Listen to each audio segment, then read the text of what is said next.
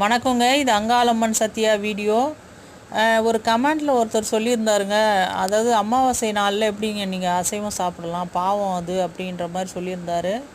உண்மைதாங்க, அது நம்ம வீடுகளில் இருந்தால் அதை மாதிரி யாரும் சாப்பிட மாட்டாங்க. ஆனால் மலையனூர் கோயிலுக்கு நீங்கள் அமாவாசை நாளில் போய் பார்த்தீங்கன்னா தெரியும் உங்களுக்கு. அங்கே அவ்வளோ கூட்டம் வருவாங்கங்க, திருவிழா மாதிரி இருக்கும் அன்றைக்கி அமாவாசை நாள். அப்போ எல்லா இடங்களிலும் மீன் வறுவல் கடைகள் இருக்கும். அம்மா வந்து செம்படை வச்சு அப்படின்னு சொல்கிறாங்க, மீனவ குல பெண் அப்படின்றாங்க. அதனால் என்ன பண்ணுறாங்க, அவங்க கோயிலுக்கு வந்தால் மீன் சாப்பிட்டு போனால் விசேஷம்னு சொல்கிறாங்கங்க.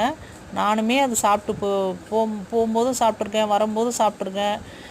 கோயிலுக்கு போகும்போது கூட சில பேர் வந்து சாப்பிட்டுட்டு மீன் சாப்பிட்டுட்டு போகிறாங்க. அதில் ஒன்றுமே தவறு இல்லையா அந்த அம்மாவுக்கு மட்டும். அந்த அம்மா வந்து மலையனூர் அங்காள பரமேஸ்வரி வந்துங்க அசைவ பிரியை. அந்த அம்மாவுக்கு ஆடு பலி, கோழி பலி அந்த மாதிரி எதுனா கொடுத்தா தான் அப்படி ஒரு சந்தோஷப்படும் அந்த அம்மா. இல்லை நான் ரொம்ப அப்படியெல்லாம் முடியாதுங்க, எங்களை நானே கொஞ்சம் ஏழைங்க அப்படின்றவங்க கருவாடு கூட வாங்கி குழம்பு வச்சு அந்த அம்மாவுக்கு ஒரு படையல் போட்டால் கூட அவ்வளோ சந்தோஷப்படும் அந்த அம்மா.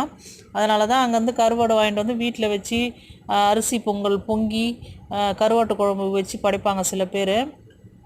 அதாவது அந்த மலையனூர் எல்லையில் மட்டும் இப்படி ஒரு வித்தியாசமாக இருக்குது. அதனால தான் நான் அந்த பதிவு போட்டேன் நான்.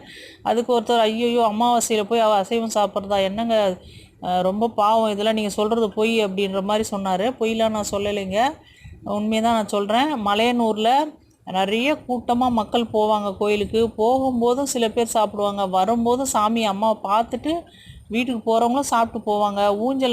ஊஞ்சல் முடிஞ்சு நைட்டெல்லாம் மீன் வறுவல் கடைகளில் 12:30 மணி 1 மணிக்கெலாம் கூட ஜனங்க அவ்வளோ கூட்டம் இருக்குங்க. ஃப்ரைட் ரைஸ் கடைகளில் கூட்டம் இருக்கும். எல்லா அசைவம் வந்து எந்த விதத்தில் விற்றாலும், சிக்கன் பக்கோடா அந்த மாதிரி எது மாதிரி விற்றாலும் வாங்கி சாப்பிட்றாங்கங்க.